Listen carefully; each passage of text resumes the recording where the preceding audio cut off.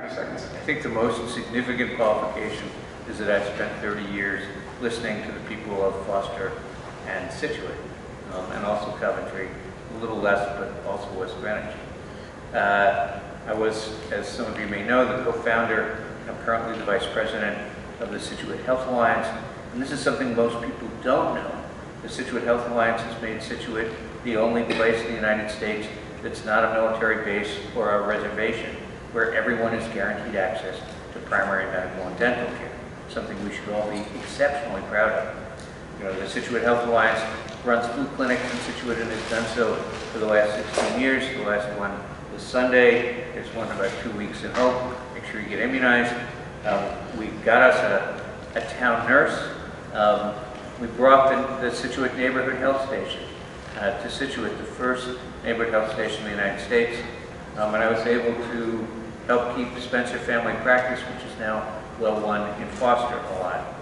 I have 5 years of nonpartisan experience in state government. I managed an agency with 450 people and a $110 million budget, and have a close-up and personal understanding of what it's like to do that and what it's like to have a relationship with the legislature in that way.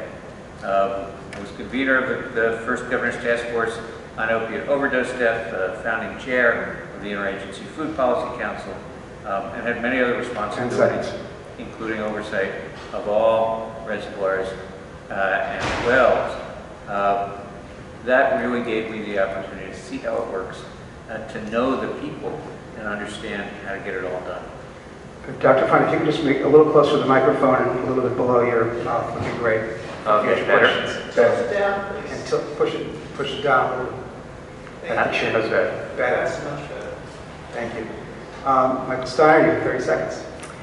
So my experience, it takes a niche issue for people to get into politics, so my niche is veterans.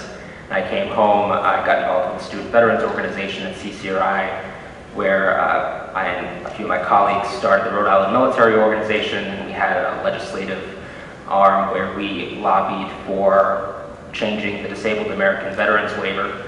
So it used to be that veterans would have to wait until the end of the registration period to register for classes, and we got that bumped up to the regular population. So I'm proud of that. I've testified for voter right legislation. As a veteran, it's important for me to have veterans get out and vote. So that's my experience. Thank you, James. I'm maybe 1 degree short of Dr. Fine. I got 4. That's close enough, I think. After I graduated from college, I worked as an archaeologist in historic preservation, and now I'm lucky enough to be a member of the Land Trust and Conservation Committees in town here. The qualifications to run for government are so broad. You can bring your own individual experiences and your education and your drive, but what really brought me into this was about a decade ago I started writing as a hobby, and then I started writing for various online periodicals. 10 seconds. The news changed, so did I, and I got more involved politically. I started going to meetings and I started getting involved in that way.